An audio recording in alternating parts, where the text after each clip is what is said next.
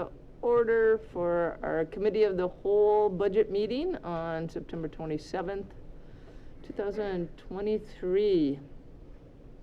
So we have a quorum. We have 8 alders present, but I think we need to do a roll call. Is there any online to do that? Candy is. It's Candy. Candy, Yep, can you do the roll call? I sure will.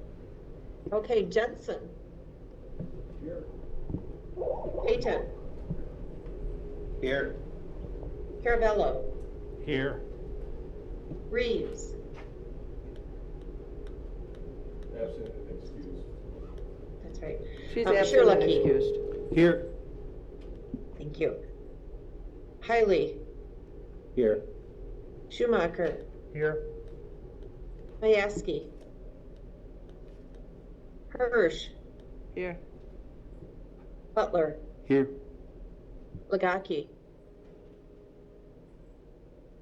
Wozniak Scanlon. Okay, we do have a quorum. And you can put me on there as well. I count on Committee of the Whole, Candy. That is true. Thank you for the reminder. I will count you. I believe we are in compliance with open meetings law. Has anybody signed up for public comment? There's nobody here that I see. Does any alders have any communications?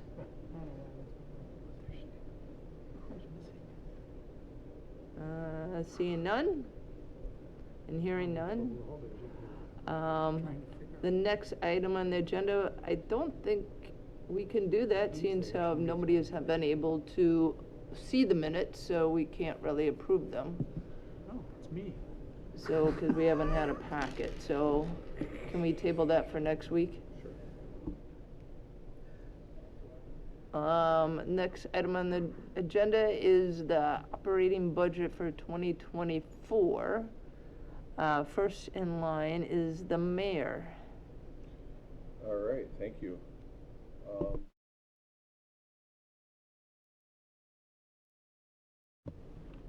right, mine's going to be very brief, so let me just cue it up here. And so basically, it's not. It's on the screen, but it's not on people calling in. Okay.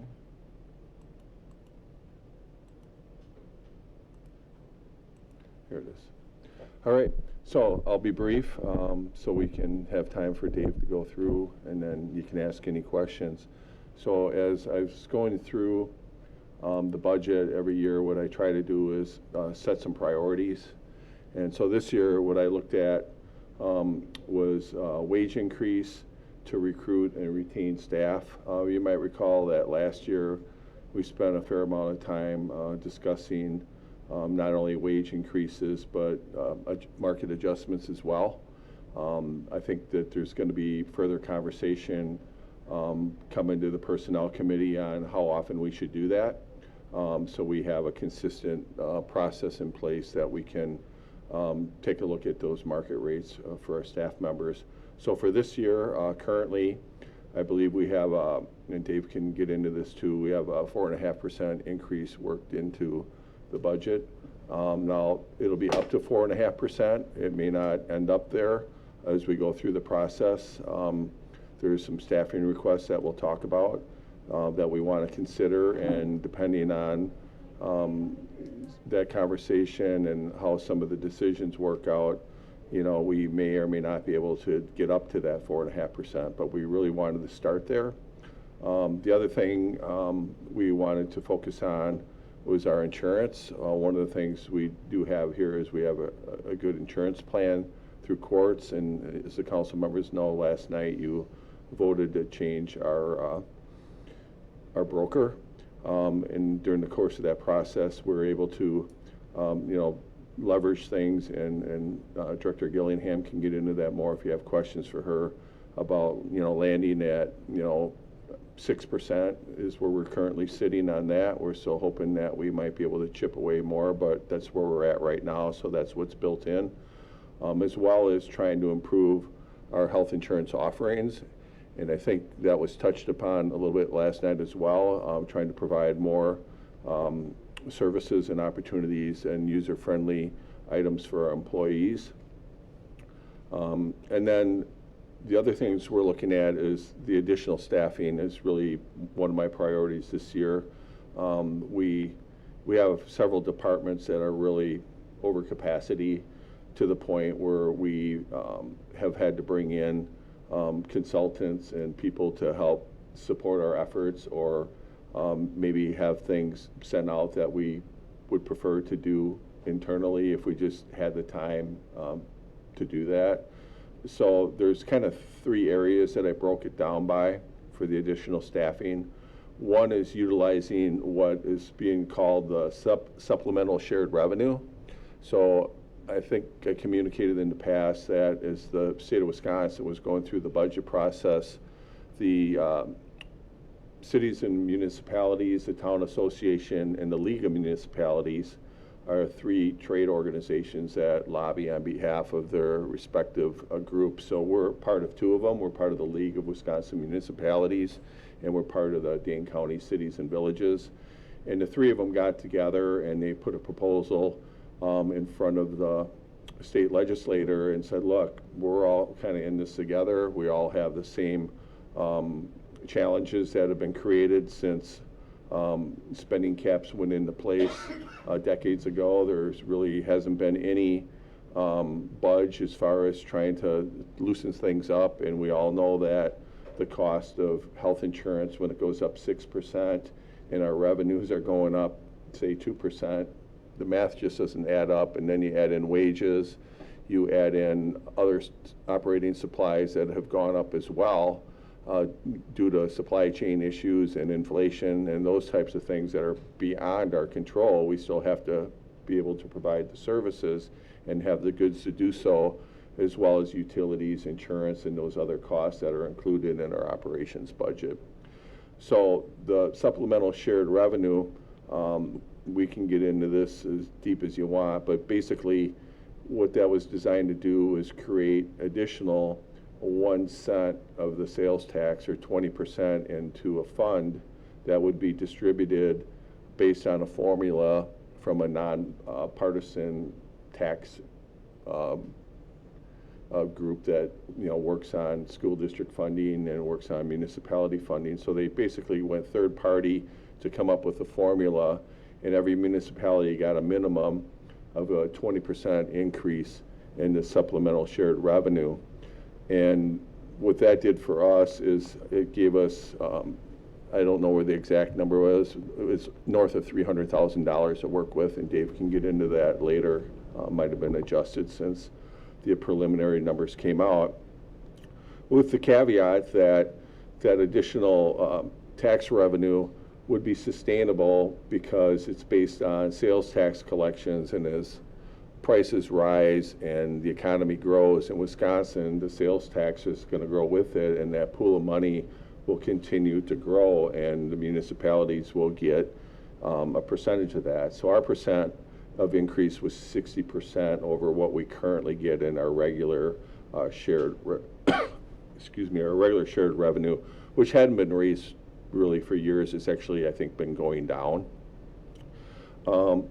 So that's one source of revenue, and the caveat was that it has to be spent on departments that are considered public safety or support public safety, so police, fire, EMS, some things in the planning, such as building inspector, possibly some of the court type things, public works, some of their things may qualify. So you could only spend the money on those categories, that new pool of money. Well, for us, for the groups that are eligible through this process, we learned that the amount of money that we received in addition to what we normally get for those departments was less than the increase of cost of health insurance and our wages. So we're still not, swimming in money or anything like that to take care of those departments that qualify for that money, much less we're not in a great position to hire the additional staffing we need as our community grows. So those are kind of the things that we're working on, and one of the things I'll be doing with our groups is really sharing our story and say, hey, this is great that they did that, but it really doesn't get us anywhere near where we need to be if you expect our community to be able to grow and continue to contribute to the economy of the state of Wisconsin. So that's basically what the supplemental shared revenue is all about. Is there any questions on that? I guess, when will it be finalized, or when? Do we know have the for sure? final number? I know the preliminary number was like 323,000, but That's the final number. It is? The preliminary number was about 20,000 more. We lost when the final came out. And it has been all approved, and it's gone through? Correct. state. It's gone through the state budget. The governor signed it. and we won't actually get the money until, was it next July or something, or? Yeah, shared revenue, you get 15% in July and the remaining 85% in November. So, from a cash flow point of view, we'll make it work. So that's basically one category, and I'll get into some specific requests that fall in to that category. The next one is we're looking at trying to get additional staffing utilizing the net new construction. So the net new construction formula is really based on the amount of equalized value or new properties that come out of the ground basically and add to your tax base. And there's a formula, and you might recall that this year we grew at about 1.99%, which gave us an extra $150-some thousand, I think it was.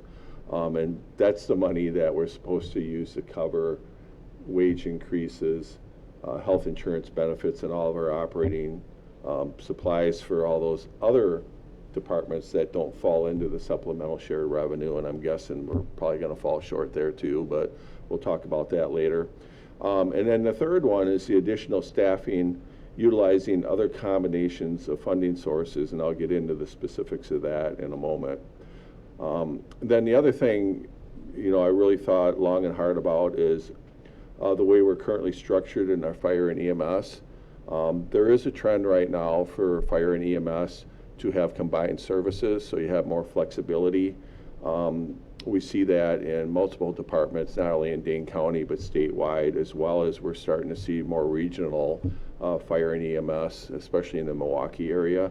But for us, we have 2 stations, we have 2 groups of awesome volunteers, we have 2 full-time people at the EMS, and we have 3 full-time people at fire.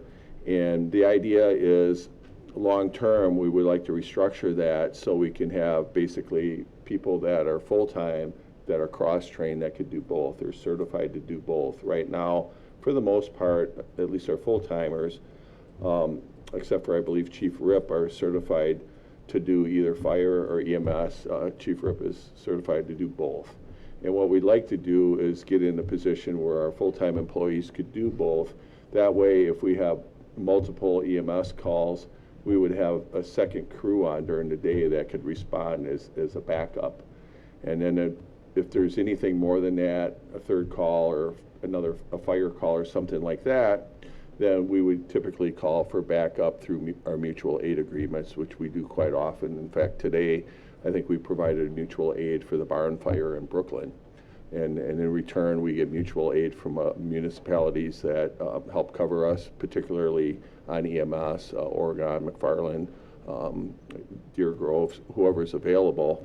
And so we're looking for some flexibility, and one of the ways we can do that and create efficiencies is to really think about restructuring and combining. That's going to be a process to go through that. That's not going to happen overnight. Nobody's going to lose positions once we make that transition. And we would complete the restructure during our natural attrition would be the plan. But we really think that that's something that we need to look at now. It's not really going to save us any money, but it's going to provide us more efficiency and more flexibility, and that's what basically they tell me when I go to the meetings at the conferences, that the communities that have done that have enjoyed that. Seems to be working out. Are there any questions on that? I guess I do. I said, yeah, it sounds efficient for the communities, but for the people actually having to do two roles are very different. Fighting a fire and being an EMS can be very, very different skill sets. Do we have? Sure, You know, and that- Director Gillingham can come up because she has some experience with that. And like I said, they're certified to do both. And the other trend that we're seeing, and we're not advocating for that right now, is that some communities are doing paramedics while they're at it instead of EMTs. We did have a conversation with Stoughton Health about whether or not that was something we should consider doing. And AJ can probably kind of talk us through how that conversation went Yeah, as so well. we met with Dr., I always say his name wrong, it's either Diebold or Diebold. Right. And he's our overseeing medical director at the Stoughton Health. And we talked to him, Mayor and I went over there and just had a meeting with him to talk about what his perception was of our service and what he's seeing, since he is ultimately responsible for what services we're providing. We talked quite a bit about seeing all these paramedics being in communities surrounding us. And what he said was, we don't have that many what are called paramedic intercepts leaving the Stoughton area. So we don't have to have a paramedic in the ambulance as we're transporting somebody. Yes, it does happen on occasion, according to him, but he said with a hospital in our backyard, he really felt that the service that we're offering is very adequate. He said he'd rather see us have more of our own ambulance service in the area.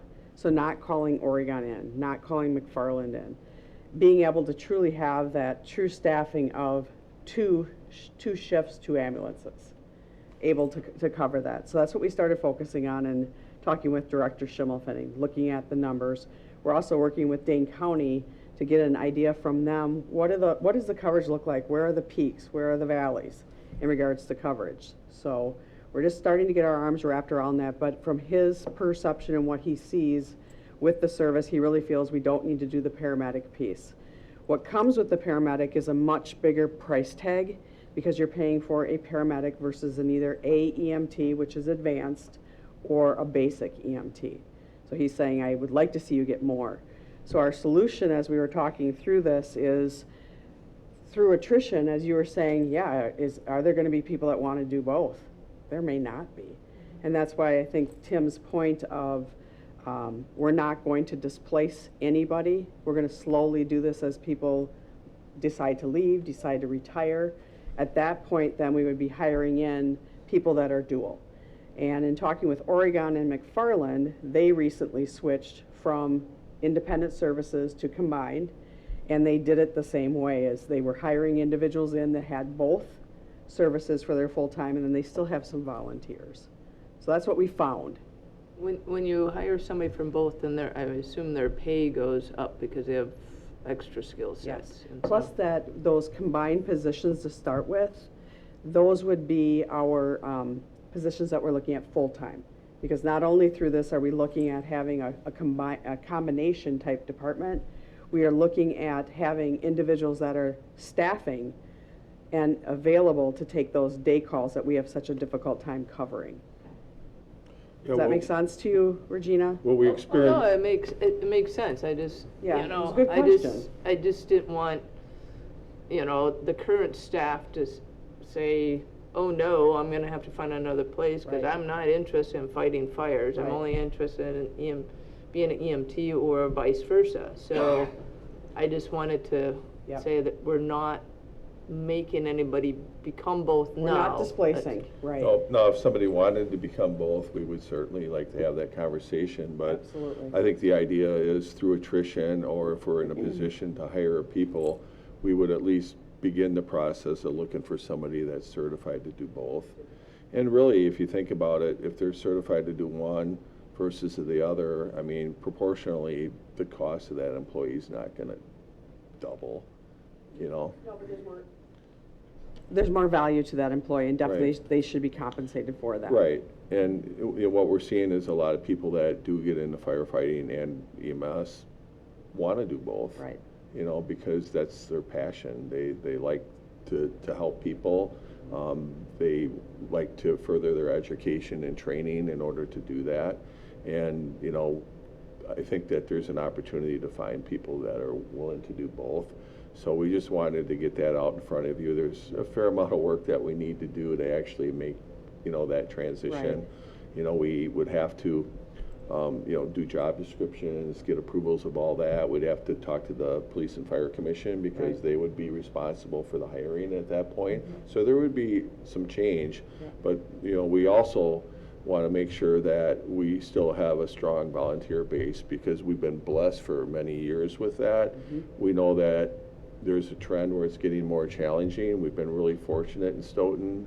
Lisa and Josh have done an amazing job of recruiting people. We are so lucky, and it's saved us literally millions of dollars over the years and still providing a wonderful service. So we did take this to personnel just as a discussion. There was no action at that point, just to see if it was palatable. And Brett, you were in there. What was your take on it from the member side? From the meeting or Yeah, just from the meeting.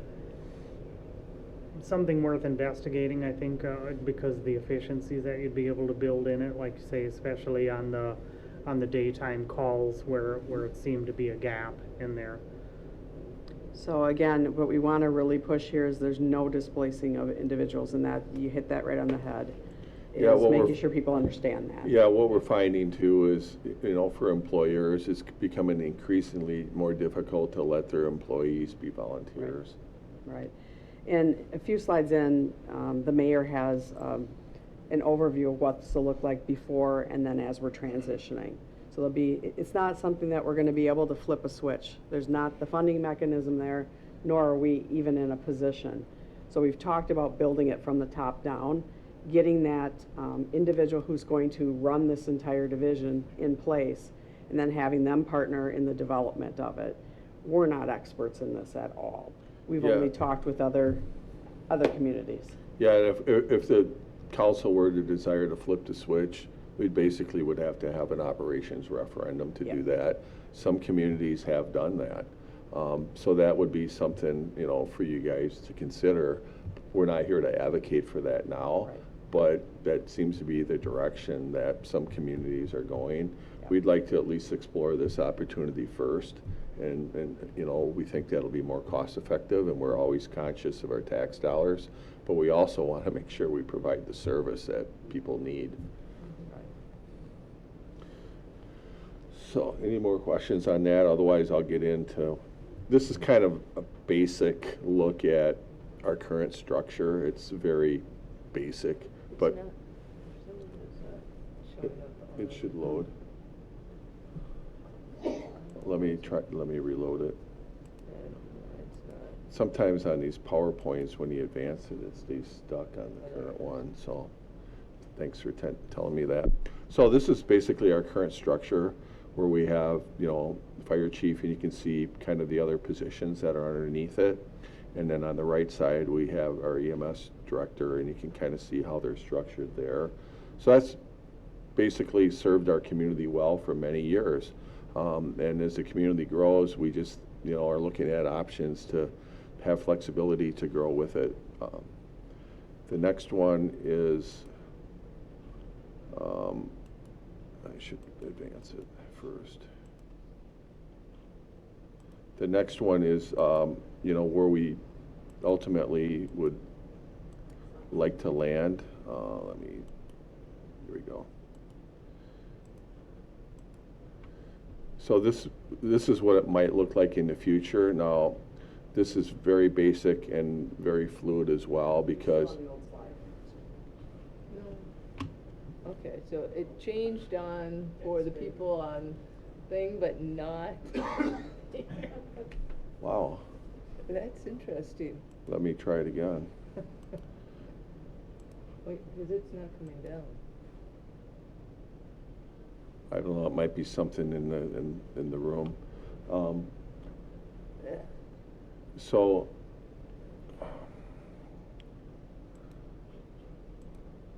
let me just close it out and reopen it once and see what happens. You did have it up there, Tim. I saw a picture. Oh, you did? Yeah. It Okay. did finally, like. It did. It caught up. Oh, all right. There we go. Yeah, but it's not on. Well, I gotta reshare it again. I'll get there. Bear with me. There we go. All right. So this is kind of basically an outline of what it could look like. Like I said, this is fluid. So, you know, you would have basically a fire and EMS chief, and then you'd have a deputy, and then you would still have some separation for the operations of it. And then you can see where we would still have your full-time basic and advanced EMT/fire, and then your volunteers would be in there as well. So we would still utilize that. Now, obviously, when we were to transition to this, you know, the chief would really help provide the vision for the structure. But this is what it could look like in a, you know, basic world. This is pretty vanilla. But that's kind of the direction that, you know, we think that we should consider, you know, going forward. And we just wanted to make sure that we introduce that to you before we get too deep into it. If you have some thoughts about that, you know, we'll be talking about this at the personnel committee meetings. You're more than welcome to join us and provide some feedback so we can, you know, make sure that, you know, we're heading down the right path and we have your support. You have the asterisk on deputy fire EMS chief, and again, we just want to caution that this is just a concept. We have individuals that are in positions, as you look at the fire marshal, the EMS operations manager, there's no EMS director, we have it combined at the top. And so that asterisk is there just to show again, this is not going to be a displacement. You gotta put your mic on, I'm sorry. This is not a displacement of employees. This is where we would go through attrition, heading in that direction. But again, that would depend on that fire EMS chief and what they think would work best, because they're the experts on it. So you're not saying current structure that either the fire chief or the EMS chief would now be the chief of both, and then the one that isn't selected would be the deputy chief? I mean, how are you? That's where we would work with that individual to determine where the, let's say it is one of the two of them that gets the position as the head chief. Then the other one, we would need to figure out, can you go back one slide? We would use that where you have the EMS director, it probably would slide down into that assistant position. But again, that's dependent on what that chief feels the needs are and what the structure needs to look at. Can you go back to future? And that's why we have that placeholder deputy fire EMS chief. So Okay. that's a position that more than likely we wouldn't hire right away. Right. We want to get some We more would have the boots other on two. the grounds first and utilize the management team that we have. Mm-hmm. But, you know, long-term, through retirement, attrition, whatever, this is kind of the direction that we think we should consider. And then, so earlier I talked a little bit about the different categories for additional staffing requests. So what I try to do is break that down. Really what it comes down to, we don't really have a lot of options based on the amount of money we have, and Dave will run through that shortly. So the supplemental shared revenue category, we did have some requests for fire and EMS positions. I think they each requested at least 140-hour per week position. We'd like to be able to figure out a way to at least fund one of them. We're still kind of struggling on how we might do that. As I mentioned, the additional shared revenue we received really got swallowed by salary and benefits, which doesn't surprise me, but it's disappointing that, you know, we're still in that position. It could have been worse without that money. I'm not really sure the conversation would be a lot more difficult than it is now. But certainly those are positions we're still evaluating. The Public Works machine operator, that's a position that you might remember that we've already filled. So with the idea that that position would be sustainable, so we filled it 3 months ago. Yeah, early summer, with the understanding that we were going to fund that going forward, you know, one way or another. We are able to use the shared revenue to cover that cost. And that's a position, you know, that's really based on the additional parks, the additional roads, all the other maintenance that the Public Works folks do. And we're really pleased with the person that we hired for that position. So, that's a position that is built in. Any questions on the shared, supplemental shared revenue category?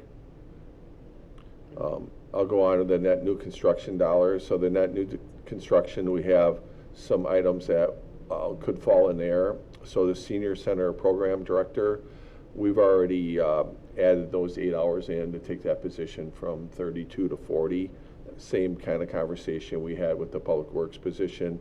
We had somebody that we had a position to recruit for through, I believe, retirement, and we really felt to be more competitive that needed to be a 40-hour job, plus the fact that there's more than 40 hours worth of work to do in that area. So that position is already filled and funded with the understanding we'd be using net new construction dollars to pay for it. One of the other items is the Park and Recreation Administrative Assistant position. We'd like to add additional 15 hours to get up to 40 hours for that position. And that person does multiple things, including some administrative assistant position in the morning, Troll Beach maintenance, helping out with park and recreational programming, trying to take some of the workload off the other two gentlemen in that department. So that's a position that we had a request for, and we'd like to, use that new construction dollars to pay for that. And then IT media services, we have a request to add basically some more hours, which would total up to $5,000. I believe that's built in as well. Any questions on the net new construction category? So some of these we've already filled, so they're not going to be part of this new budget. Right, but they're in the budget, but we want you to understand that if there's positions we can't fill, it's because these were identified as priorities, even into last year and then earlier this year. And then the other funding sources, so here's where I kind of gave some examples where we might be able to fund some positions. So for example, the assistant finance director, we'd like to create a position there to help take some pressure off the finance department. Currently we utilize 2 consultants, and we use our city attorney as well as our financial consultants probably more than we'd like to, but we really don't have a choice because we just don't have enough capacity to do the kind of work that is required right now.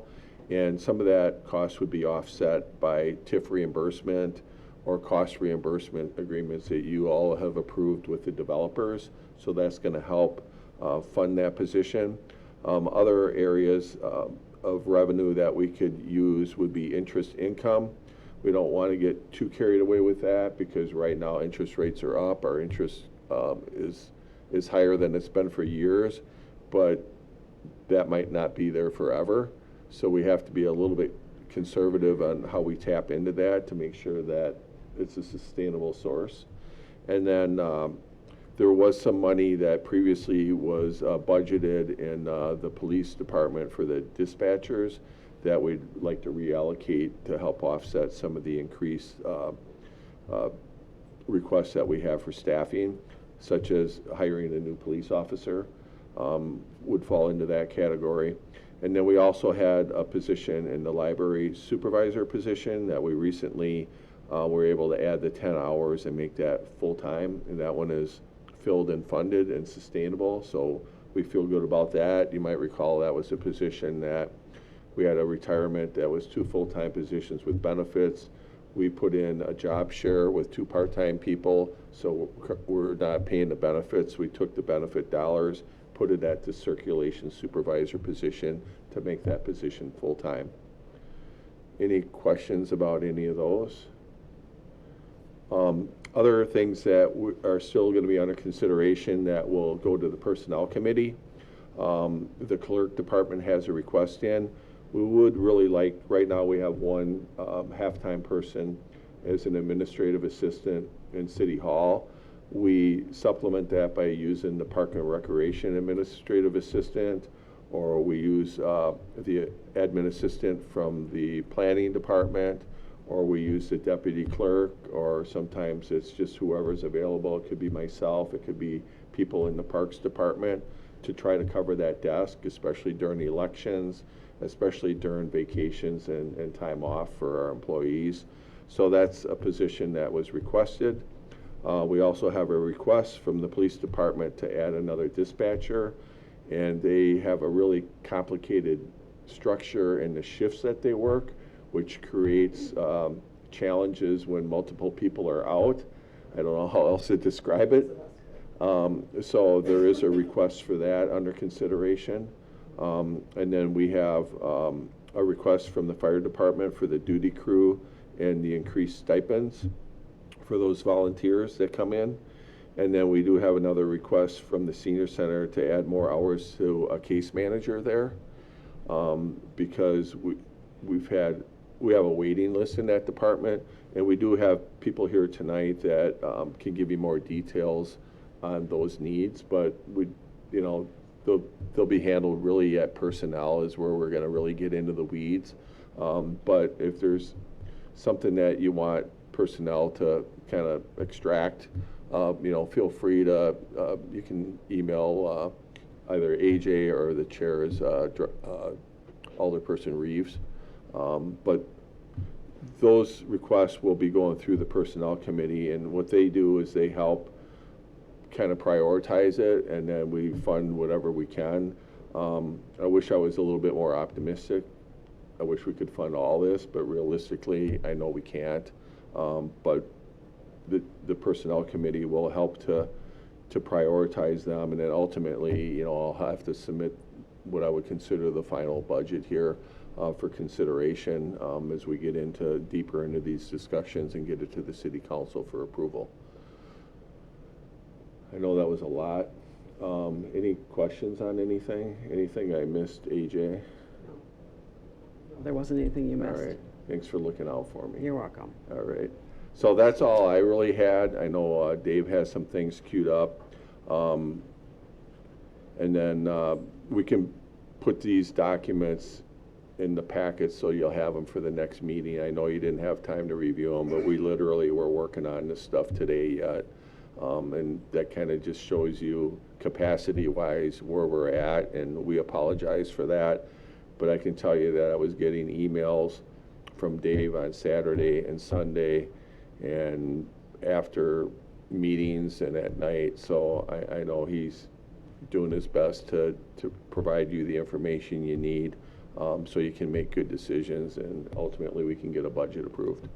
So thank you for your time and patience. Sure, thank you. So Dave, are you ready? Yes, I am. Okay. Okay, I got it down to 137 slides, so hang on. Hopefully your charts are big so we can see them. Try to. Okay. I thought I'd just start out with some key factors and information for you folks. As the mayor indicated, we've got the typo there.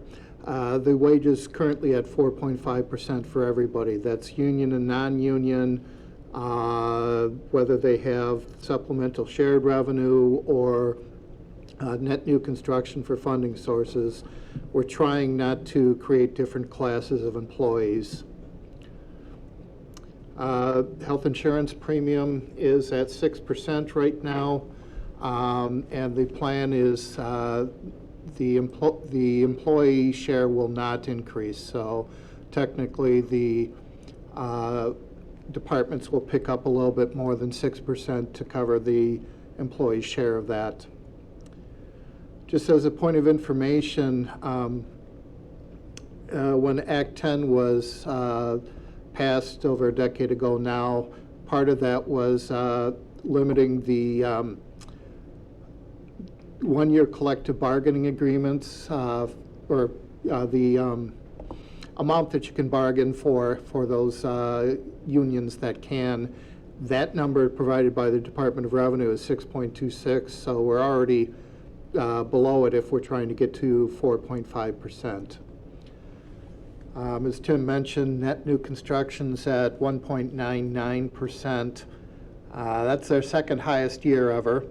But that's only 156,000, so not a heck of a lot of money considering not only wages and benefits going up, gas prices, utilities, everything like that, and of course bubble gum. Something new for '24, as Tim mentioned, we are getting $324,825 in supplemental shared revenue. As we went through it, working with the mayor, we decided to allocate roughly 60% to the police department, 30% to the fire department, and 10% to public works for those areas in public works that are related to street work. That supplemental shared revenue, at least as of the 23rd when I did the calculations, that only paid for 43% of the wage and benefit increases for those departments. So it's not giving us everything we need. I'm thankful to the legislature that they gave it to us, but I could use more. Given that the fact that our equalized value went up by 13.66, the mill rate is going to drop. That's just basic math. We've gone over that before. And consistent with the 22 and 23 budget, there's nothing in the budgets for a contingency account. General transportation aids. We lost $58,000 compared to last year. While I haven't looked at the detail, an educated guess is that the state decreased the share of cost allocation percentage, so we can't do much to fight that. Connecting highway aids did go up about 16,000. I haven't worked with Brett, but that's probably the amount that they owed us last year, so I don't know if we really gained anything there or not. Expenditure restraint program, we aren't the only ones. We went down by $23,000. Again, we have no say over that. Shared ride services, or the taxi program, grant funding went down by $37,000 from the Department of Transportation. That didn't help me. And the fact that our ride volume increased by 28,000. You know, those two working together makes it really hard to keep going. And I forgot to bring a drum, but we actually increased interest income by $520,000. Now, before you get in saying, why did you do that? Well, we've already gotten $368,000 through August. And so our projection, just taking 368 divided by 8 times 12, gives us the 552.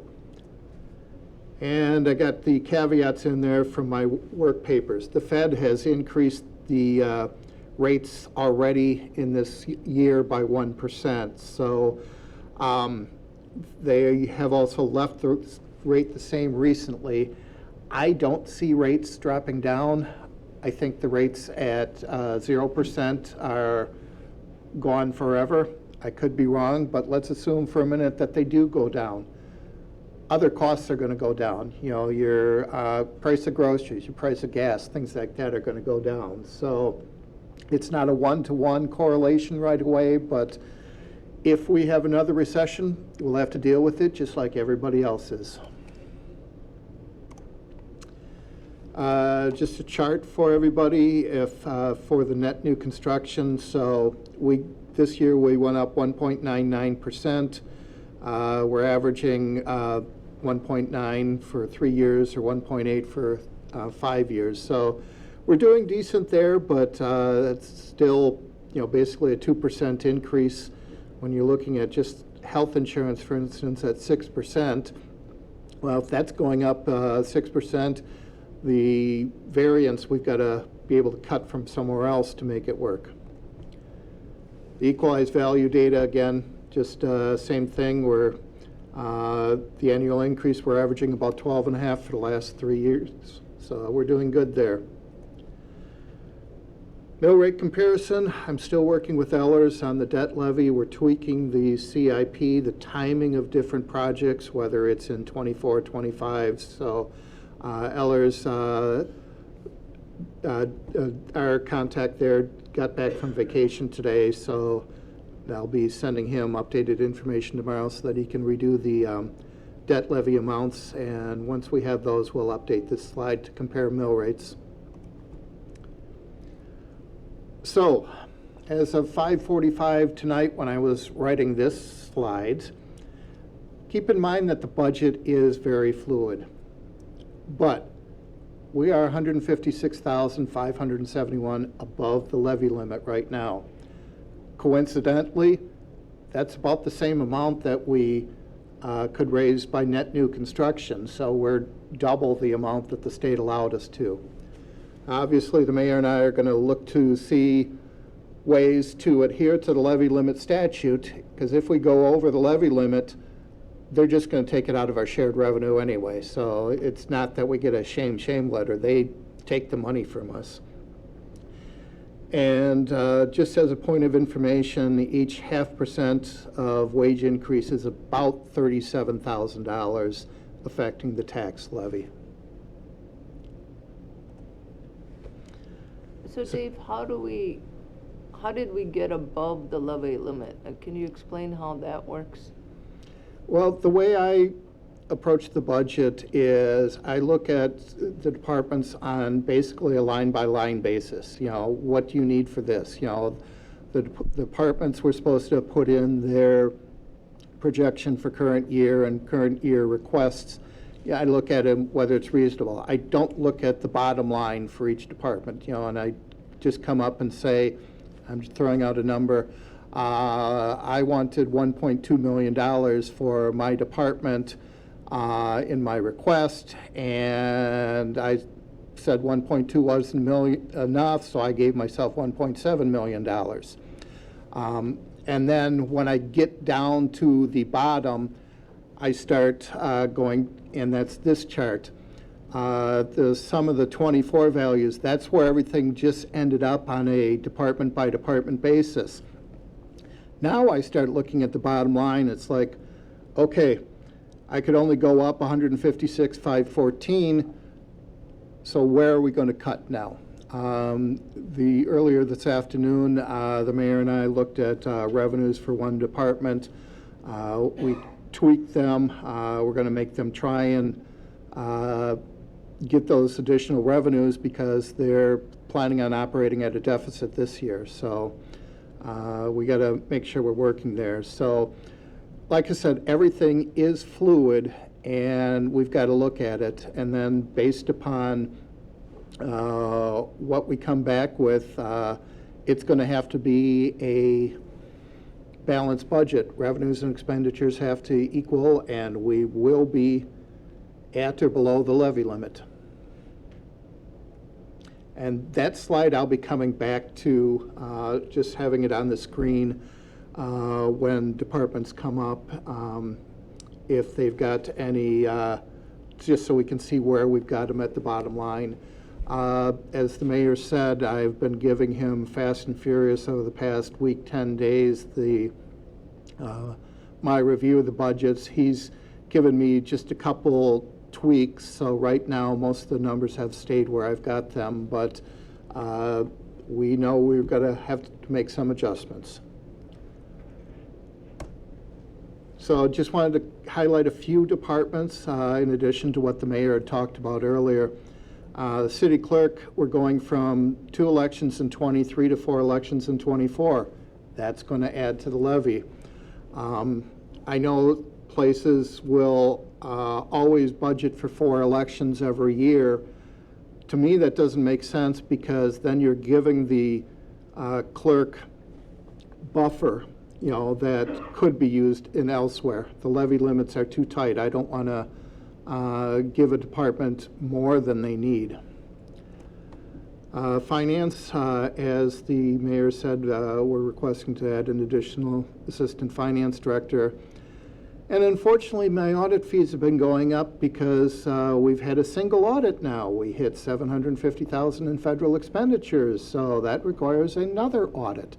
That was my 5th audit that I did this past year. The Opera House, we actually reduced their property tax levy.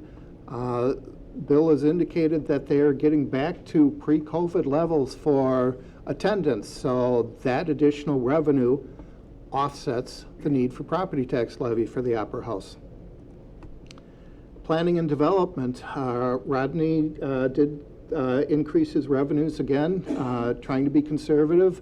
I went a little bit more aggressive on it, but not a lot, because I know sooner or later we are not going to have the sustained growth that we're having right now. So I don't want to plateau and then have to say, oh, I've got 30,000 less in revenue. We got to find a way to get that. So trying to be conservative, thinking forward there.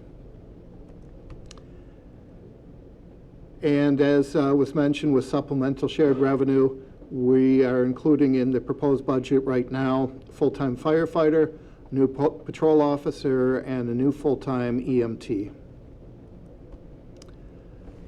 How much are we using for fund balance? Right now, the only thing I've got applied against the budget is the $85,000 for retirement payouts. That's per the policy that this council approved on Resolution 175-22.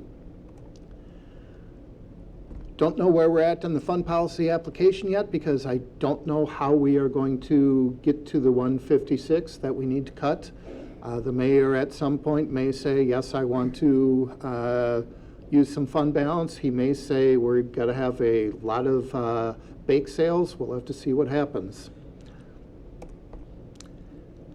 The expenditure restraint program, that calculation is going to be a royal pain with the supplemental shared revenue.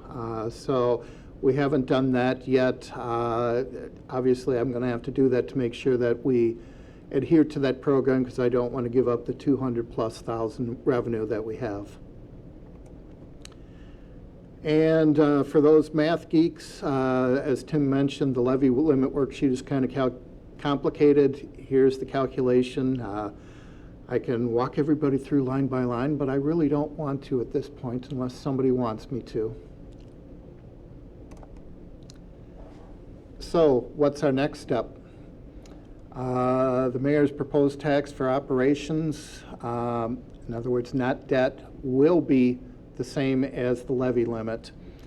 It's highly recommended that you do not go below the operational levy limit, because if you do, you hurt yourself going forward into subsequent years.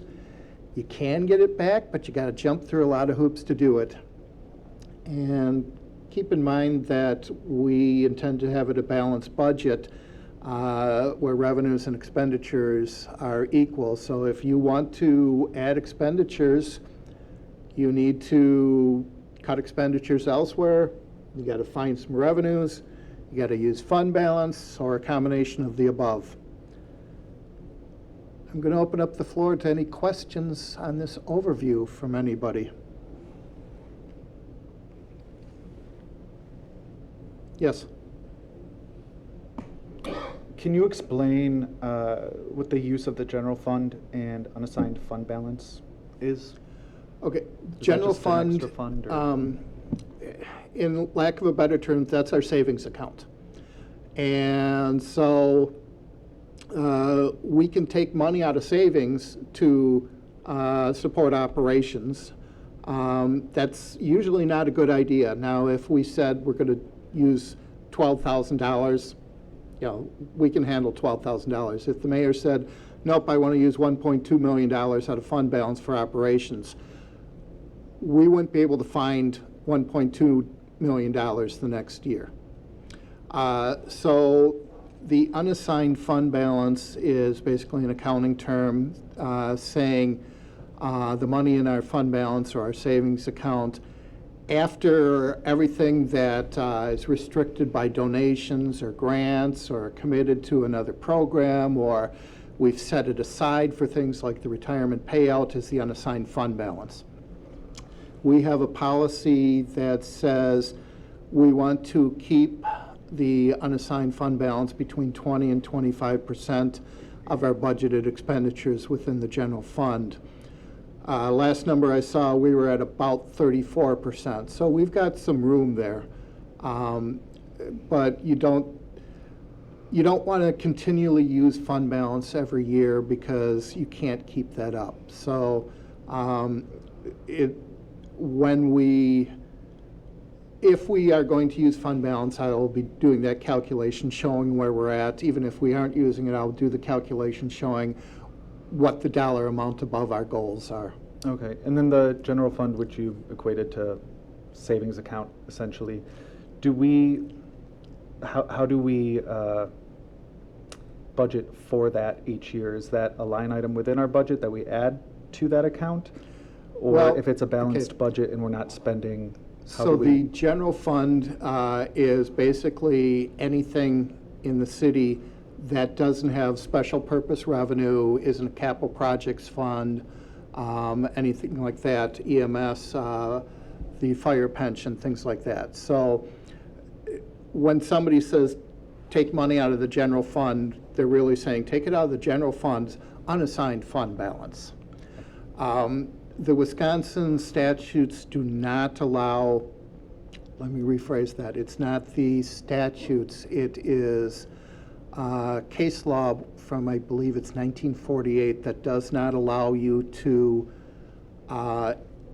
build a surplus in the general fund. So whatever we have for expenditures, we have to have revenues matching. You know, we're not saying, yep, we're going to add 100,000 every year to our fund balance. We can't do that in the general fund. You're welcome.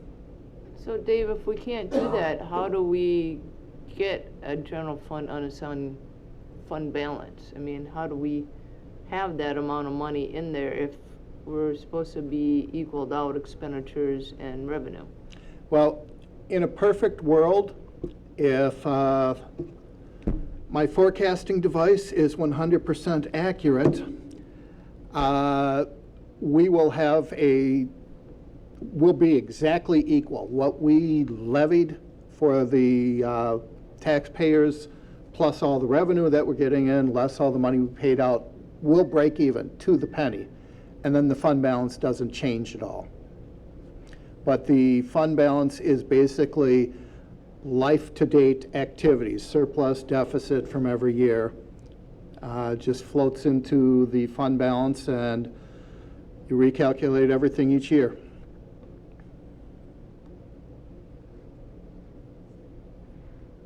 Any other questions?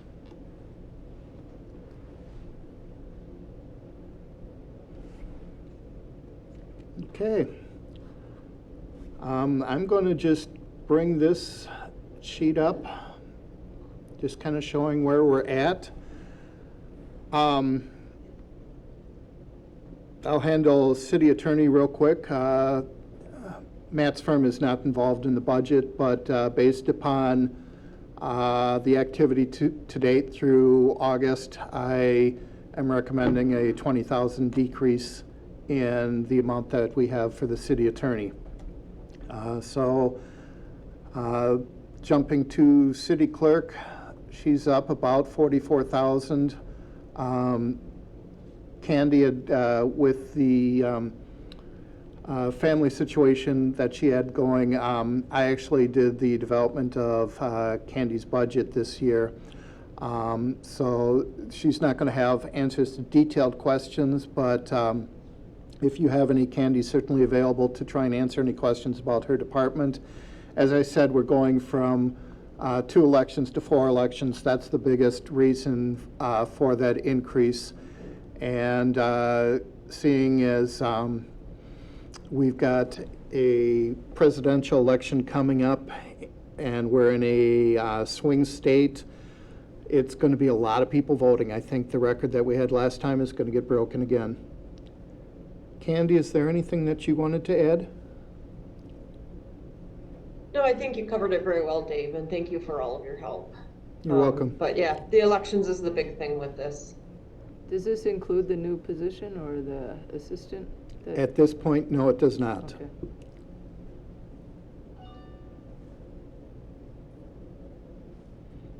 Any other questions on city clerk?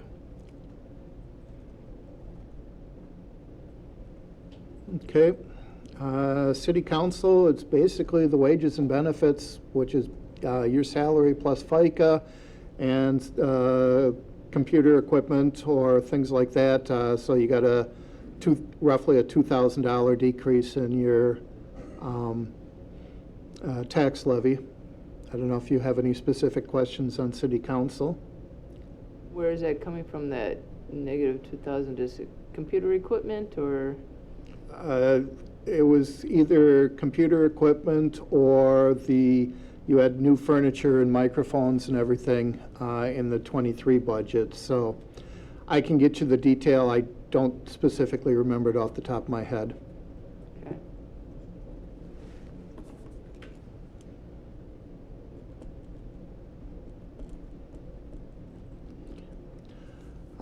Economic development, we don't, calendar year '23 was the first year in a while that we had put any money in for economic development, which we had for Becker, $7,500. I doubled the budget or recommended budget to $15,000 because that $7,500 isn't enough. At the same time, with us being $156,000 over, that would be one that I'm recommending, or that I have already recommended to the mayor, that we put back to the $7,500. It won't get us 100% of the way, but little things help. Yeah, I think, that one is one of them that we might be able to recover some of that through our cost reimbursement agreements, or, be charged out to the TIF district for whatever project they're working on. And we anticipate we're gonna try to utilize those two things more going forward, which will create additional clerical work for our staff for logging in and logging out and tracking that hours. Because if we're gonna charge it back to the developers or to the TIF district, we have to be able to justify the time to do that. But that's something that I think there's an opportunity there for us, and it would be not just limited to the economic development people or the city attorney. It could be city staff, it could be anybody that was at a meeting with a developer, it could be anyone from myself to the planning director to the fire, EMS, police. So that's an area that we're looking to build on, is to help offset some of those costs that are associated with our time dealing with the growth issues. Yeah, isn't the Beckers helping us with the whole Stoughton Trailers development? And so that would be the big portion of their time besides the RDA. Well, it's not just STI, but where we have a developer agreement in place, that is not touching the $7,500. The $7,500 is for those, when they're looking at retention of Main Street businesses or things like that. So, and they were also still working on some grant writing for funds that were carried forward from '22 into '23. Yeah, I mean, I just don't want to cheat ourselves on that one, because they bring in more money than what we pay them. I completely get it, but without a economic development director, we've been short in that area, and I'm trying to build that up so that we can eventually do something, but it's going to take a while. Any other questions on economic development? Okay, Finance Department, as was mentioned, I've requested the addition of a assistant finance director. That'll be a 4-year degreed accountant. Sometime in the near future, the job description will get approved by council. We're adopting the budget on November 7th. I sincerely hope that the job posting goes out November 8th. Beyond that, as I mentioned, my audit fees are going up just because of the single audit activities. I already know I'm going to have single audit for calendar year '23 and potentially '24. Maybe in '25 we'll be done, but I don't know. If that's the case, in '25, my rates, or the levy request should go down. Any questions on my department per se? Are we actually, I mean, this is a nice summary of everything. Are we actually going to be able to see more of the individual departments and what they're Yeah. requesting to make sure that, you know? Yep, we have I complete- will be giving the stuff. As I said, I was working on the slides earlier this evening. I actually got the last department done that I needed to today, so, yeah, the intent is that the packet for the next meeting will be updating, showing all the details for the departments. Any other questions on finance?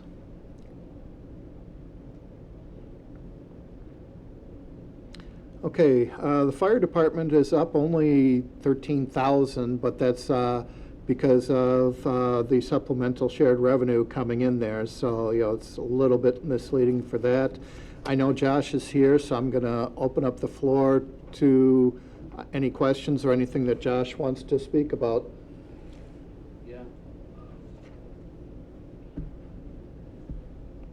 Just. So, things are up a little bit. The big thing that I'm really trying to push for is, and working through personnel, is getting the stipend pay and duty crew pay up for the volunteers. Those amounts haven't gone up since Chief Lamers was there, so that's been quite a while, and we're really struggling to get people to take those shifts for the less severe calls, so that everyone else can stay at home and trying to share the load a little bit with our call volume going up. And there's Is there anything on, you know, the operations part of it? I think that's what we really want to focus on. and so next on the list, there's also things you'll see, if you look at over the years, my cell phone data plans have been getting more. Our software licensing keeps going up, just like everything. There's a giant software package that we work to manage the department. We're really trying to set things up so that our information is available through the CAD at Dane County, so it's available to every one of our trucks here for our firefighters, as well as our mutual aid units. So it just gets to the point of trying to get all the computers upgraded, capable of the data, and really trying to make all that work through. So there's a lot of software stuff in there, and then repairs of apparatus. They just keep breaking. We're working on, you know, there's some replacements that are in the capital budget that you've seen, but we've got to keep everything running until we get there. So I would entertain any questions. There might be when, you know, people can actually see the spreadsheets and stuff Yep. like that. It's hard to visualize just a number. Right. No, Yeah. no worries. Yep, thanks.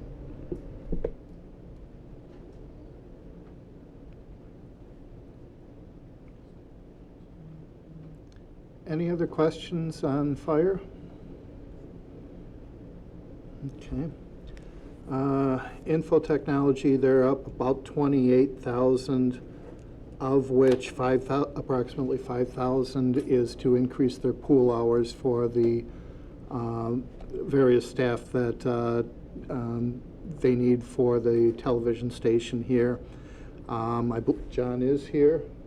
Yep, so I'll open up the floor to let John talk about whatever he wants, or if you folks have any questions for either of us.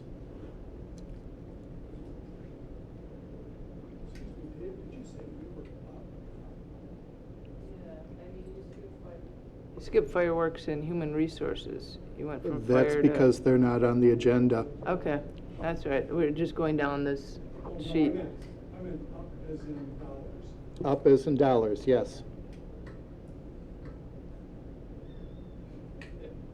$28,487 according to the numbers that I worked at. I show us down 7.84. Yes. Well, yeah. Okay.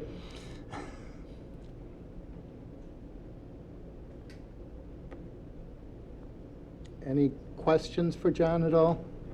Well, if he's saying that he's down and you're saying they're up 28,000, does that include the extra? No, mine does not include salaries. Mine is strictly on.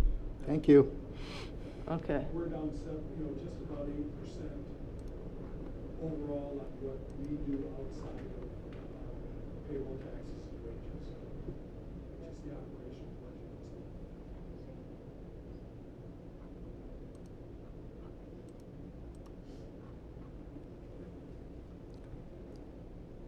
Any other questions for either of us?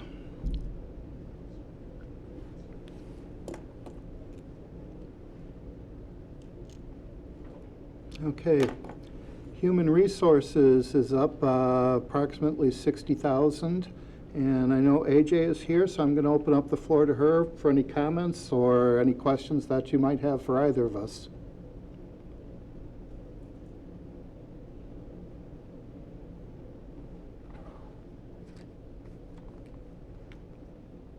I really don't have anything additional to add, other than we made the change. Whoops, sorry, in here. We received authorization last night, which would reduce costs for the overall benefits, so those of you that were here obviously heard that. We're going to continue to try to ratchet that number down. Another thing that I'm looking at tomorrow is I'm meeting with CIVMIC to look at our deductibles on all of our plans, both for the city side as well as for utilities. So that hopefully should drive down some costs there as well. But that's mainly what we're focusing on right now, is that health plan, and then all of the other insurances that I work on, which is liability, boiler, cars, auto, all of those policies I'm working on right now. so again, at some point, we'll see the actual for each department, the spreadsheet comparing the breakdown of your costs and what it was Yeah. last year and Right. this year. Right, those renewals are not in yet. So Right. as soon as we have those, I gave Dave my best guesstimate. But like I said, by being able to drive those deductibles down, we feel that there'll be enough savings, or some savings there, that'll be marked difference. That's great. That's great. Okay? Yeah, and I think what you're gonna find with most of these, when you get the itemized for each departments, that, the majority of the cost increase is gonna be people. Right. And, for the departments that we didn't have staffing requests for, it's just gonna be the wage increase that we have calculated in there, and the benefit increase for the most part, unless somebody changed health insurance plans. Correct. That is correct. And then, other than that, really it comes down to things like utility bills and phones and copiers, and, we don't really have much control over that stuff, but it's important that we get that, and we'll have those itemized for each department. And we'll get them out to you as soon as we can. But as AJ mentioned, at least for her department, some of the numbers are still coming in. Correct. Correct. So we do not have anything on the liability side at all. Those, hopefully Ben will bring with him tomorrow. And then workers' comp, I know that that's out, and they're still working on those numbers. So we should have them soon. They know that we're all of us are going through this process. Any other questions? No? Okay, thank you.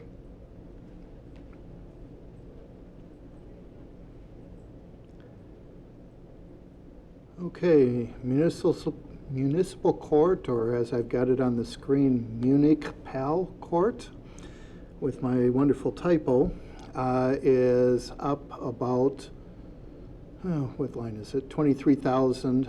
The courts does not do their budget, they never have.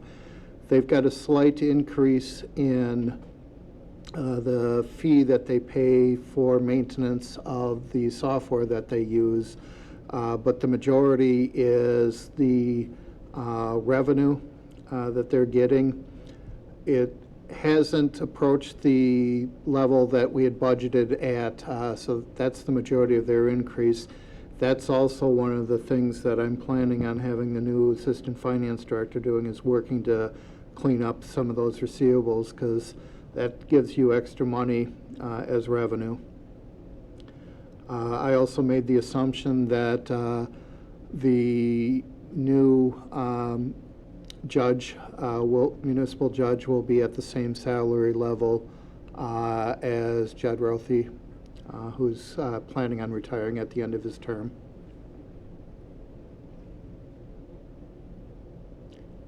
Any other questions anybody might have on the courts?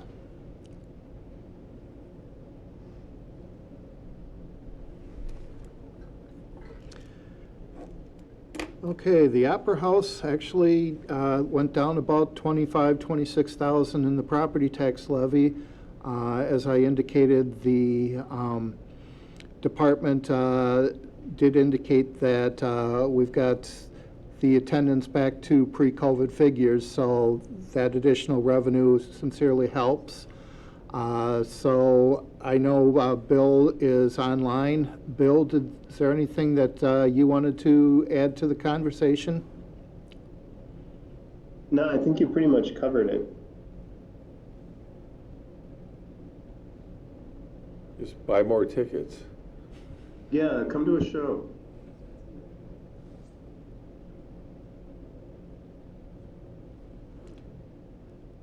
Any other questions on the Opera House at all?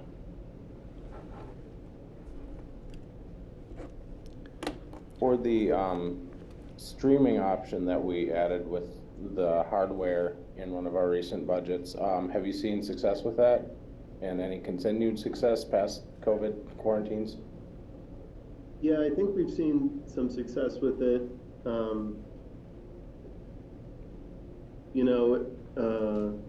One of the big things about having the video equipment is that it puts the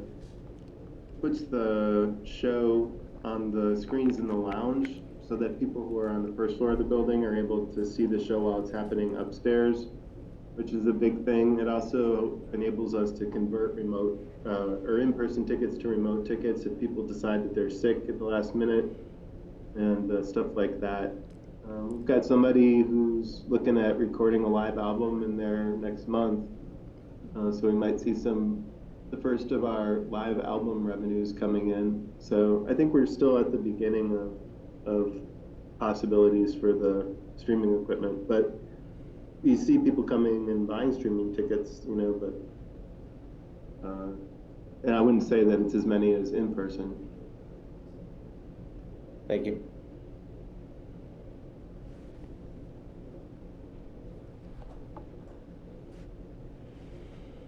Any other questions at all on the Opera House?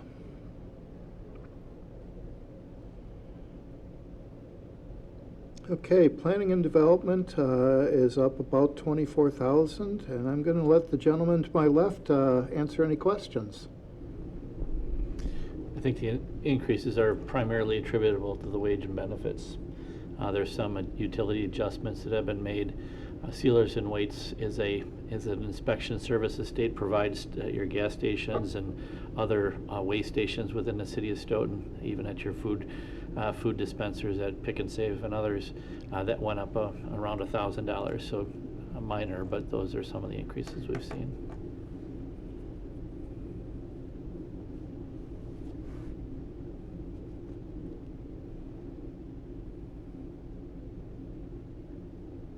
Any other questions for either Rodney or myself on the planning department?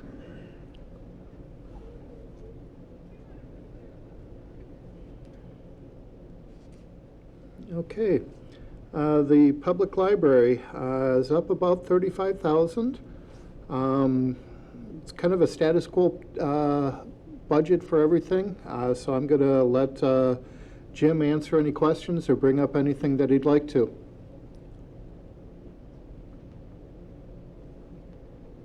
Yeah, I don't really have, is it on? Not yet. There it is. Yeah, I don't really have a lot to add at this point. Most of our cost increases are for wages and benefits. We also had some cost increases related to digital content that we're delivering to patrons. That's increasingly the name of the game. That was a trend that was already happening pre-COVID, but then the pandemic just kind of accelerated it. So think downloadable ebooks, audiobooks, movies, music, streaming, things like that. We've seen some cost increases for those services. Other than that, I don't think I really have anything to add.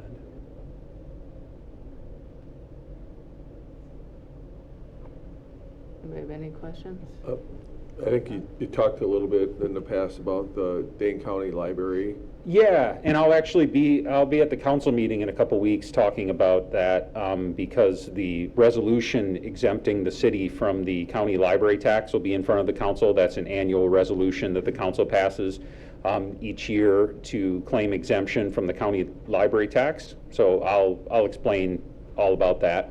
But yes, we get it's about 75-25 in terms of our revenue from the city of Stoughton taxpayers versus the county.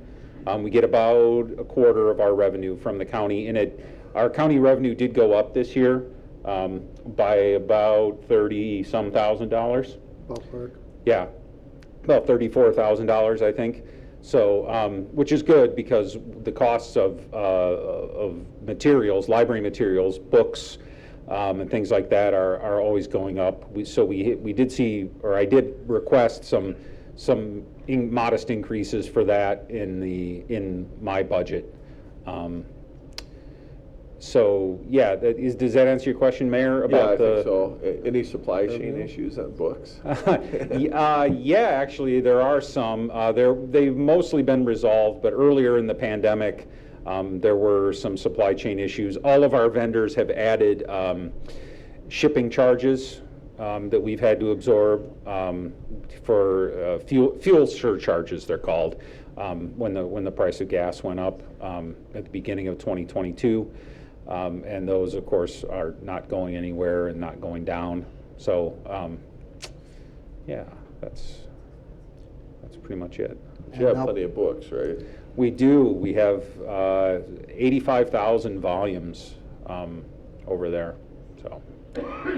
And I'll put a plug in for my department. Please don't order from Europe anymore.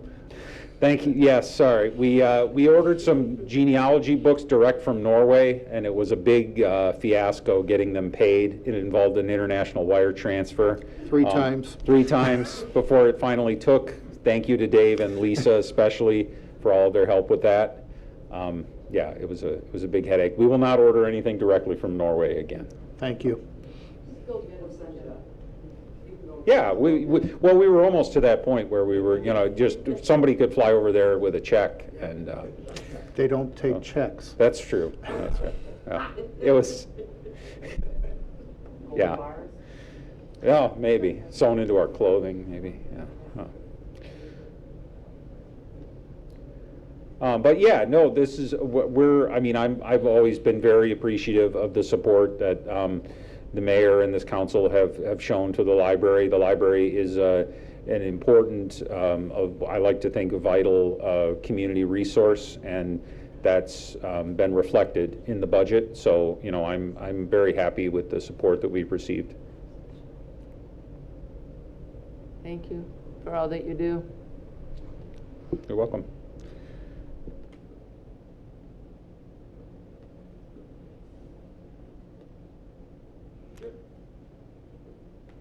Any other questions at all on the library?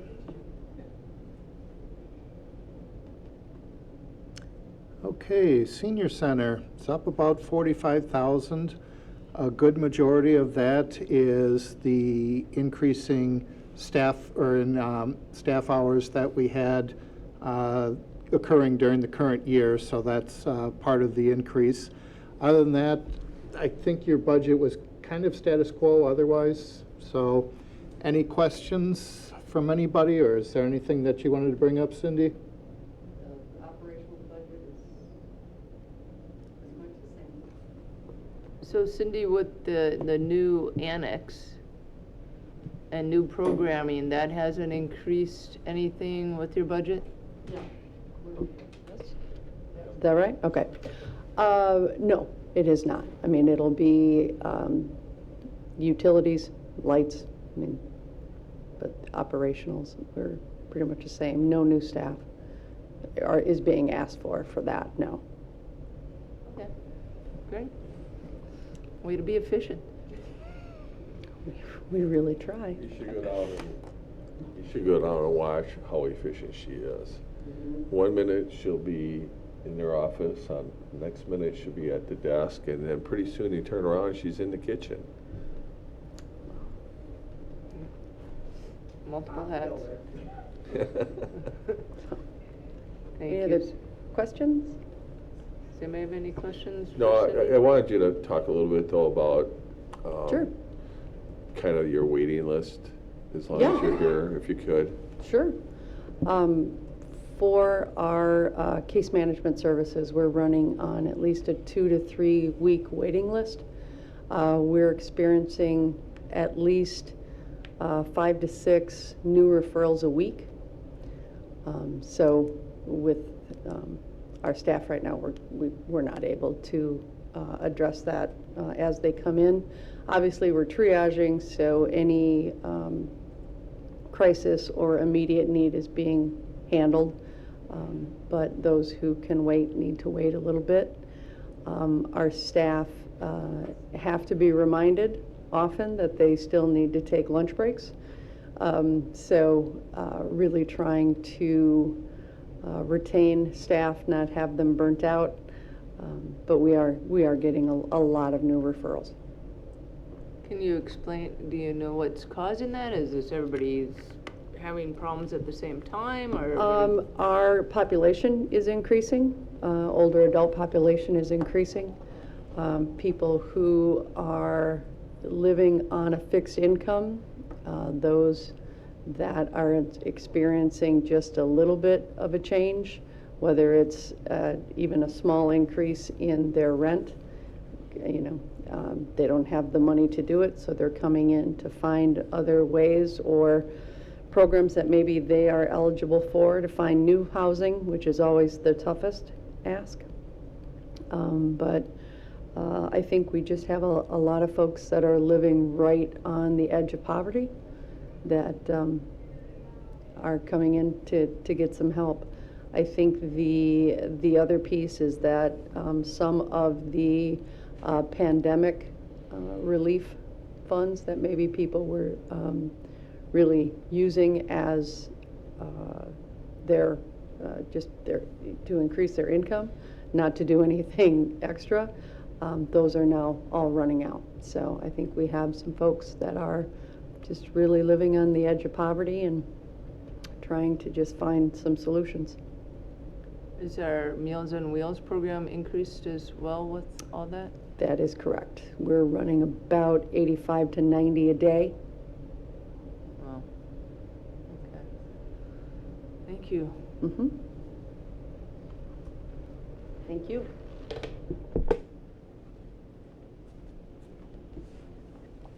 Any other questions on the senior center? Okay, shared ride services. It's ugly.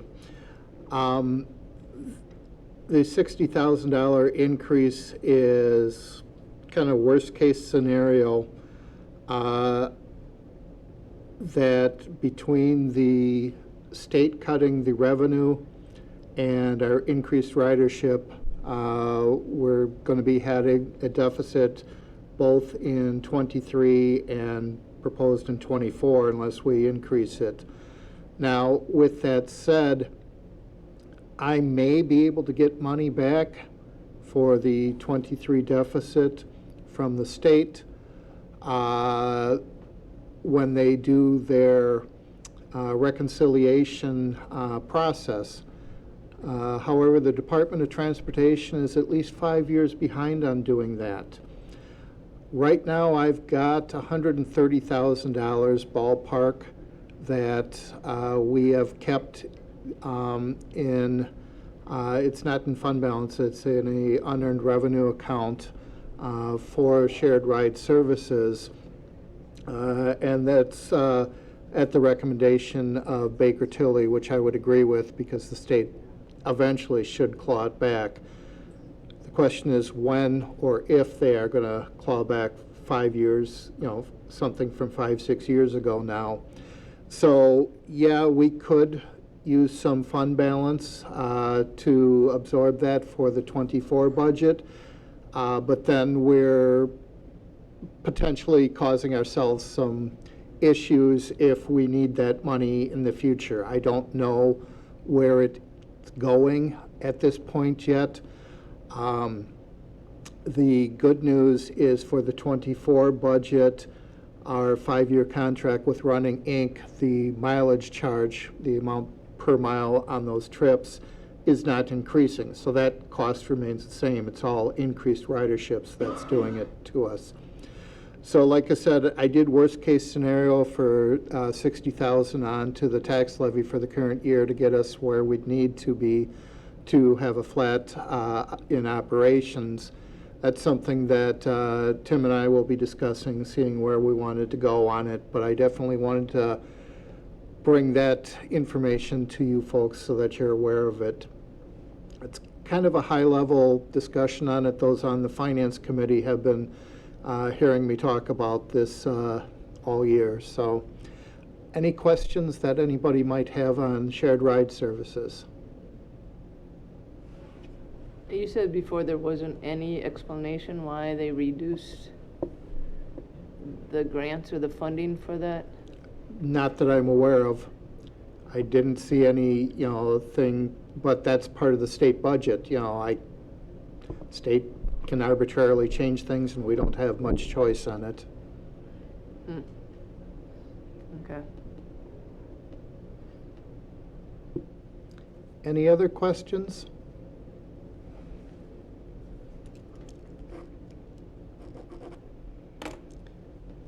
Okay, tourism fund.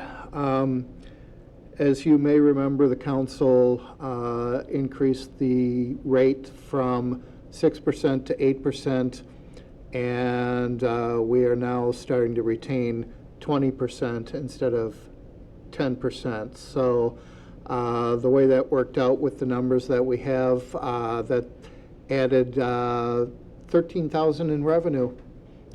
So that was a huge game changer. Not a lot of money, but every $13,000 helps. Any questions on room taxes at all for anybody?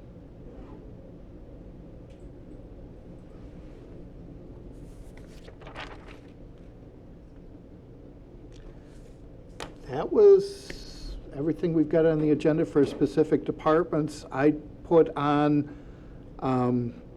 just discussion, possible action regarding the proposed budget for operations, just in case you folks wanted to make any motions so that you've got the ability to. So you folks tell me how you'd like to proceed from here, if anything. Actually, I think for tonight, because... Oh, go ahead, Jean.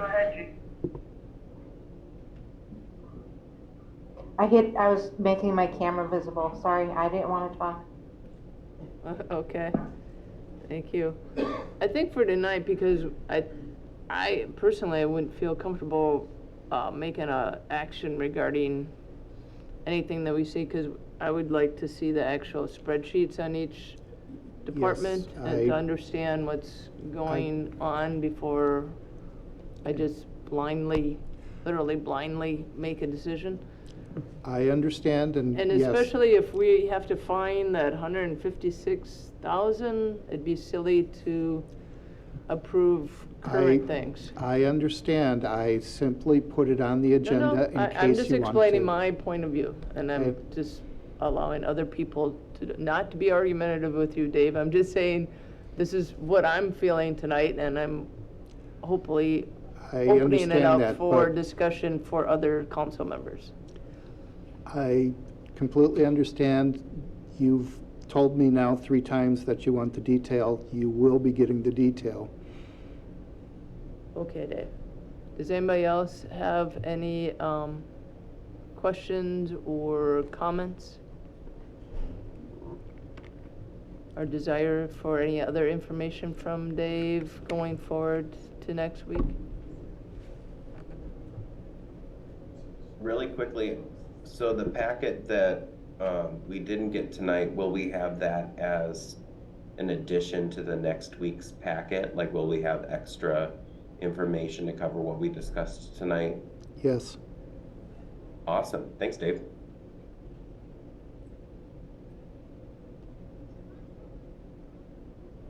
All right, I don't think that there's anything else on the agenda for tonight. Dave, did you have any other slides that you want to go through? Not for myself, no. Okay. Any other questions for Dave for tonight, or any of the leadership group that is here in the peanut gallery? Anything? If not, I would entertain a motion to adjourn. Second. Motion by Jensen, second by Sherlocki. All in favor, say aye. Aye. I don't think anybody opposed, but if anybody wants to oppose, say aye, or nay, or whatever. All right. Thank you, everybody.